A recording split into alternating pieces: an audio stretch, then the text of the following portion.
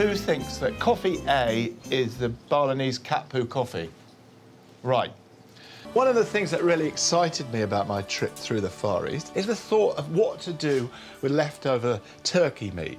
Much more refreshing things, not the old standards. Some salads, a particularly special curry and one or two other things. And while I was away, I was thinking, yes, you know, you've got all that lovely white meat. There's things you can do, spicy, spiky things, like this salad I'm just about to make from Vietnam. You'll see, by the end of it, you'll be saying, that's what to do with a turkey.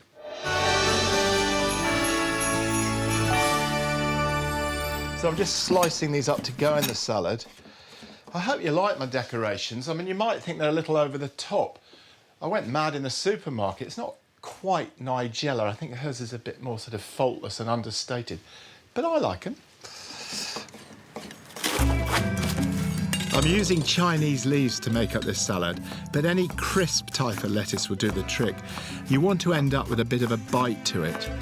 Shred it or chop it fairly finely and chuck it in with the turkey meat. So now I'm going to cut up a couple of bits of carrot using the mandolin here. The mandolin's an easy way to cut the carrot into thin strips called julienne. That's better than grating it, looks better. Then onto that put a handful of crisp bean sprouts, a similar amount of finely chopped shallots and some chopped peanuts. One of the things that really distinguishes these salads from Vietnam is the enormous amount of herbs that go into them. I mean, they grow the most wonderful aromatic herbs, some which you find quite difficult to get here, particularly one called Vietnamese mint, although I have grown it in my garden, but it was killed off in a savage winter. But this time I'm just using mint and coriander and basil to sort of approximate that Vietnamese mint flavour, and it does really quite well.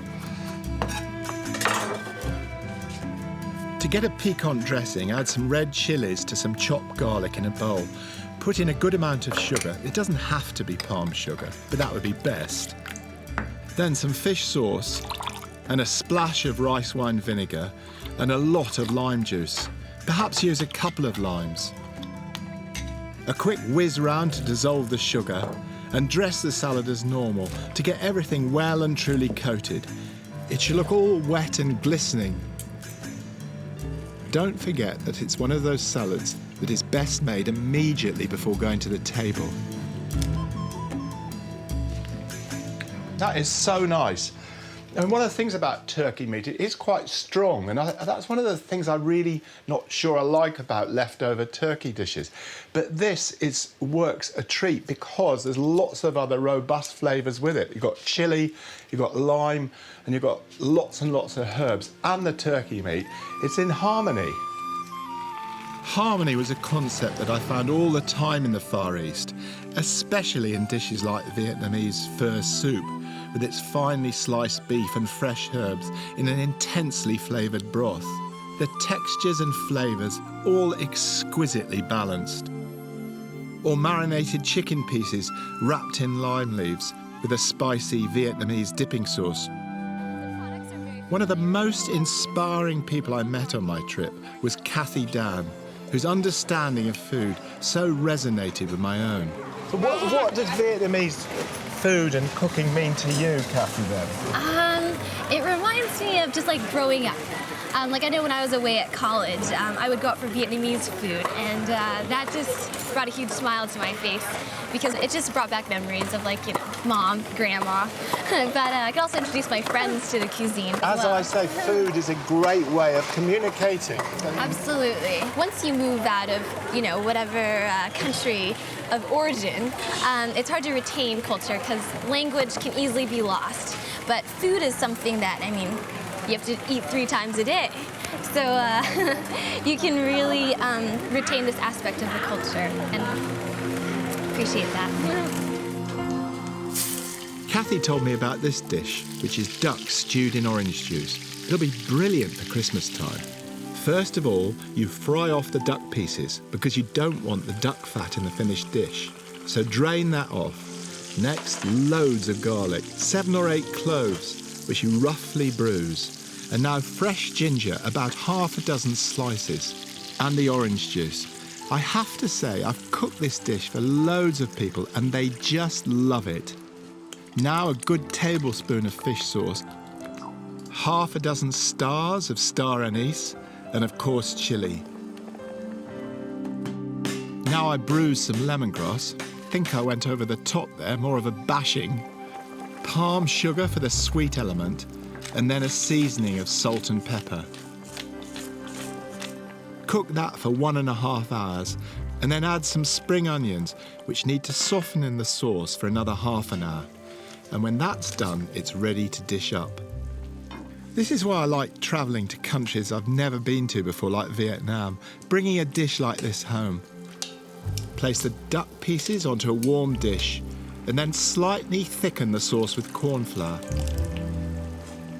I think this would be a great dish to have on Christmas Eve. It's all in one pot and fills your kitchen with the spicy smells of Christmas. The perfect thing to look forward to when you come back from carol singing. Via the pub, maybe? I suppose my lasting memory of Vietnam, an endlessly fascinating country, was going to this village, which was for heroes from the war, soldiers and sailors. Now their children and grandchildren live there. I guess I must have been a totally odd sight. Come on, then. I don't think they'd ever seen a Westerner before. I felt like the Pied Piper of Hamelin.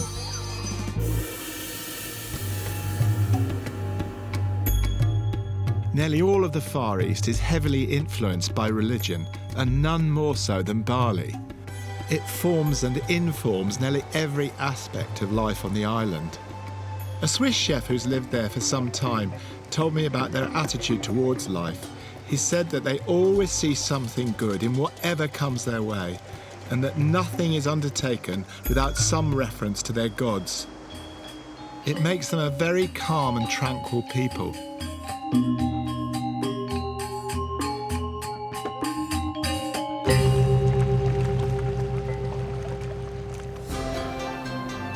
OK, admission time. When I saw that wonderful Rodgers and Hammerstein musical, South Pacific, I thought that haunting song Bali High was about the island of Bali. In a way, I still do, because it evokes a type of paradise we all strive for in our minds. It's an escape to a place that's calm and serene. And although 50 years on I know that the island and that famous song was an entirely different place, the sentiment is still the same. But my reason for being there was for the special food, and it didn't come more special than this.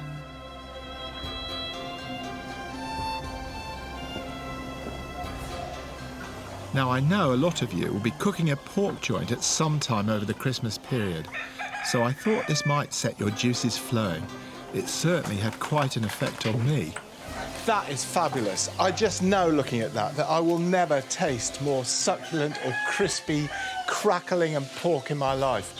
And watching it, I just thought, when I was setting out on this journey to Southeast Asia, that this is the sort of thing I was thinking of. Wood fire, whole pig, rather hot and sweaty, lovely aromas. I mean, this Barbie guling is it. Barbie means pig, and guling means tumbling or rolling. I mean, his skill is marvellous. I'm just watching him just dampening down the flames, because, of course, pork is very fatty and it could just all flare up.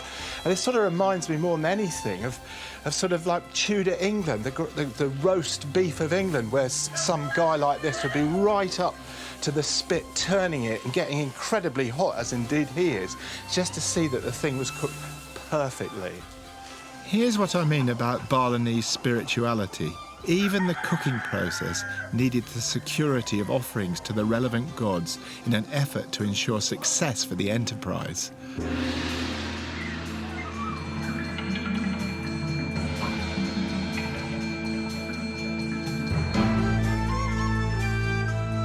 What I'm learning about Balinese culture is incredible intermingling of religion and food. And I mean, this is almost like a religious ceremony in itself.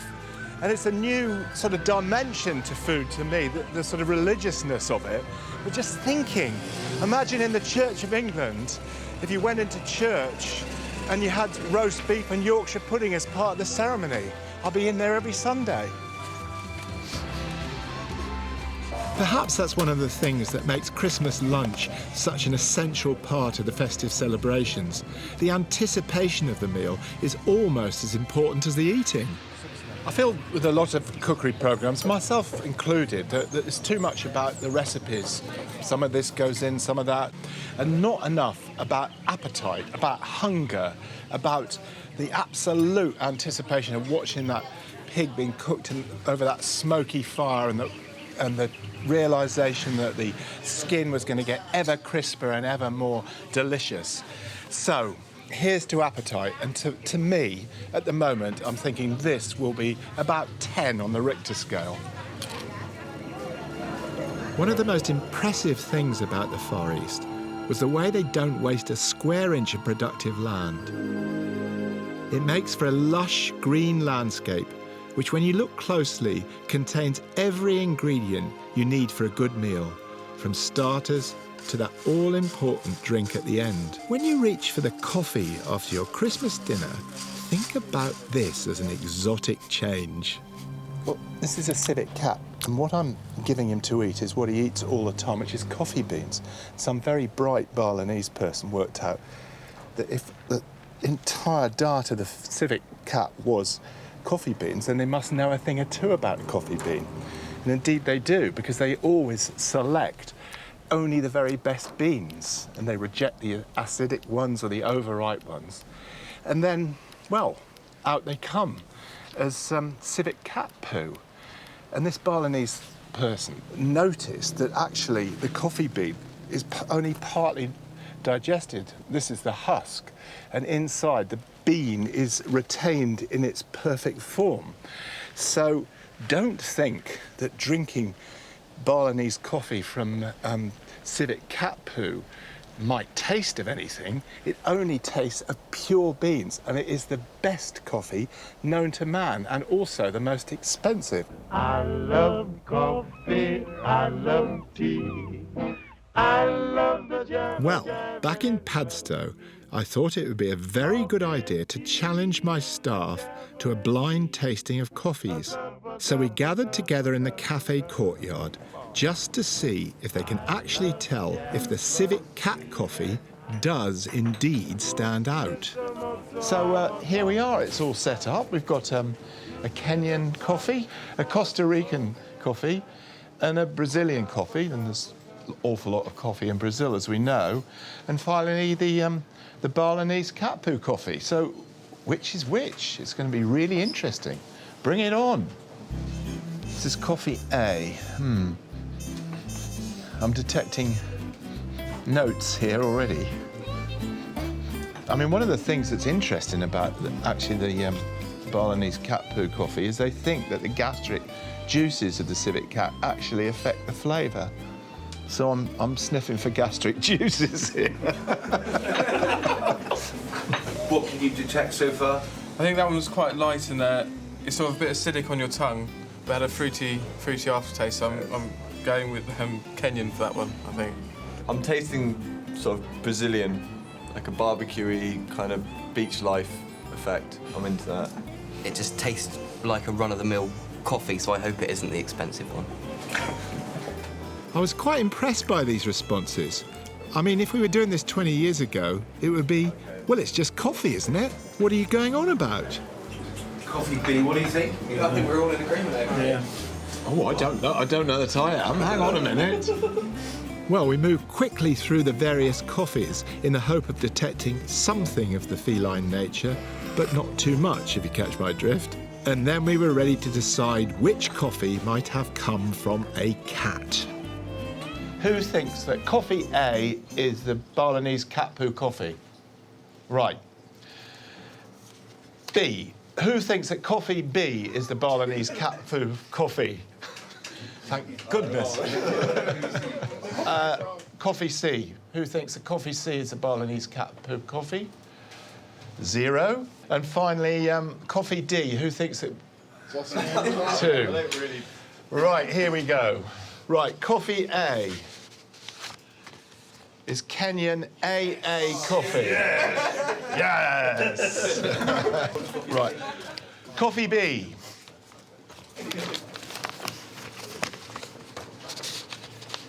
Well, what do you think? Yes! It's a civic cat food coffee!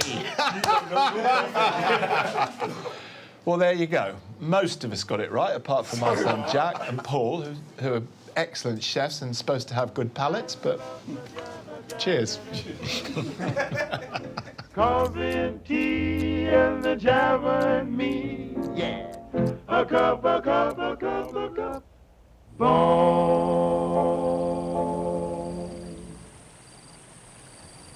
The rice fields of Bali are works of art in their own right. They go back over 2,000 years, creating these wonderful terraces where the water cascades down as many as 30 levels. And rice, like everywhere I went in the Far East, is the key to life.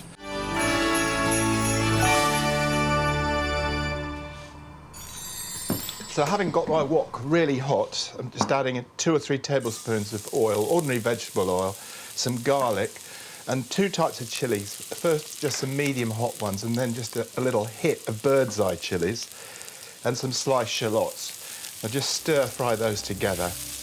And nasi goreng, it just means fried rice. You can get it all over Indonesia and Malaysia as well, as it happens.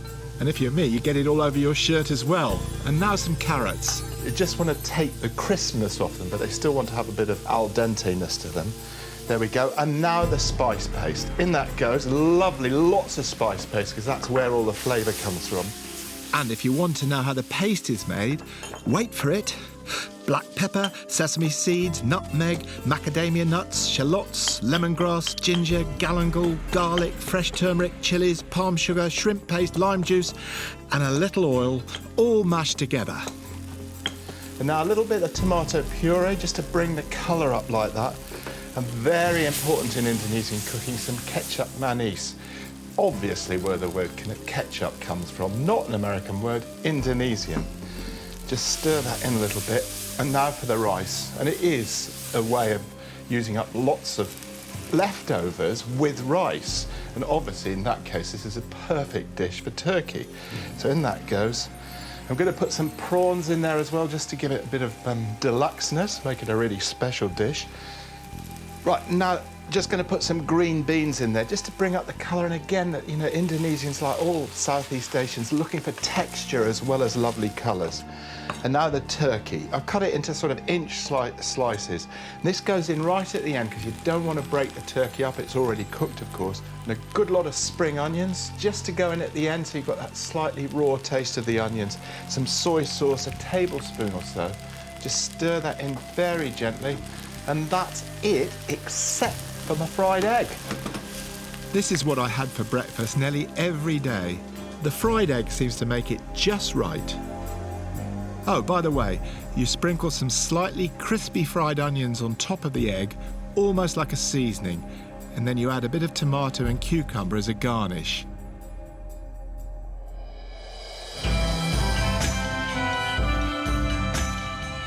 And now Sri Lanka, a place I'd never been to before.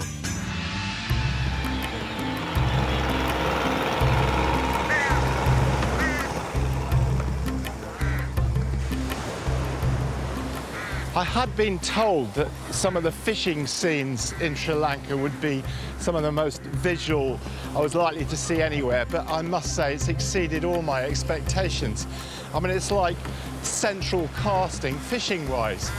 I mean, when I first saw it, I just thought of Newlyn, of those Newlyn school of painters, people like Stanhope Forbes from the last century, from Victorian times, because all those boats are still powered only by sail. These ones here, which are motorised, just bring the fish into the shore from the bigger boats. But to me, it's just like I can hardly believe I'm here. This teardrop-shaped island was all about fish and coconut and cinnamon. This was a first for me. It's a spice so associated with Christmas, and one I've used all the time I've been cooking, but I'd never seen it in its raw state before. Today, Sri Lanka is still the leading source of this fragrant bark. I imagine that's incredibly difficult to do. I could never master it, He's trying to get them off in one long sort of roll. I mean, this is wonderful. As a cook, I've been using cinnamon for about 40 years, I suppose, just taking it out of a jar and snipping a bit off. I never realised there was so much skill going into packing these lengths of cinnamon, apparently 3.5 feet long, as tightly as possible. The other really important product from this island was the coconut, and particularly the oil that was extracted from it. Once they'd been smashed open, they were dried over husks of other coconuts that had gone before them. It's this process of drying the flesh of the nut, I suspect, that will make you either love coconut oil or hate it. All this machinery would have been here when Ceylon was painted pink on the World Atlas. That's if you're of a certain age. Here they were squeezing the flesh to extract that essential oil. It was by far the most common cooking medium on the island, that smoky coconut taste and aroma that was all-pervading in most dishes and in the air. This hostel at Savansarana is run by Carla Brown to help disadvantaged children. On the day we visited, there was to be a feast and a blessing by the local Buddhist monks for a new, long-sought-after dormitory. They're very good indeed. Very nice.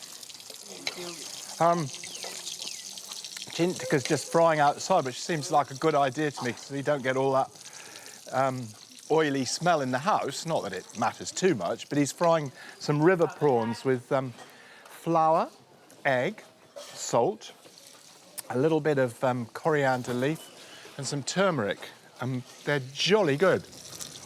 It was a tsunami and the desperate need of these children that made Sri Lanka Carla's home. They're the forgotten children, and in Sri Lanka, it's a stigma. Yeah. So, and the families are very, very poor. So they're here, and probably their lives here are better than at home. I mean, but they're lovely kids. You'll see them, they're beautiful kids, and lost. So it's that building at the back that is being officially blessed today? It is today, and almsgiving is when the monks come and chant, and we prepare the food. We give them food. The children will have a wonderful meal today, because not every day do the children have food. Really? Because there's not much funding for this hostel, so sometimes they think that food is going to be given by the people and it doesn't turn up. So the monks were there to bless this new building, and alms, in this case food, were given to them. From what I could see, there were about 10 different curries on the table, from fish to cashew nut, all served with the local red rice. It was considered a privilege to serve the monks, and I was happy to join in and be included in the ceremony. Also, I was interested to notice that they ranged from older, more experienced ones right down to youngsters. As I understood it, the boys had their horoscopes looked at by their local village wise man, and he decided if they should continue to be monks or not. Apparently it doesn't suit them all. This dish stood out that day. The cashew nuts were so satisfying. It's made with lemongrass, garlic and chilli, fried onions, turmeric, the essential Sri Lankan roasted curry powder, pandanus leaves, and of course a generous dollop of coconut milk. And then a handful of fresh curry leaves and some green beans for that bit of crunch. Now cashews. I couldn't get fresh ones, so I bought salted ones and let them soak in water. They were lovely. To finish off, add some lime juice. A bowl of this curry is amazingly tasty and satisfying. I'd really love this during the Christmas break. The best day I think I had on my trip to the Far East was this. I was privileged to go out with some local fishermen in one of their orus, a traditional Sri Lankan outrigger, and what great fun it turned out to be. So the reason they keep jumping into the sea is to scare the fish into the back of the net. This is the open end of the net. So they're making as much splash and as much movement with their hands so the fish will all swim down that end. Must be a great job, that. I feel like jumping in myself, actually. Go on, then.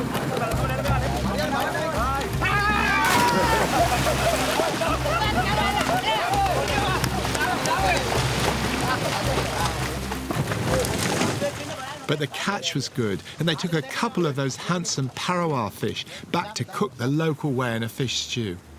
One of the fishermen's wives made a sort of ratatouille of vegetables. There was tomato, chilli, garlic and onion, curry leaves and ginger.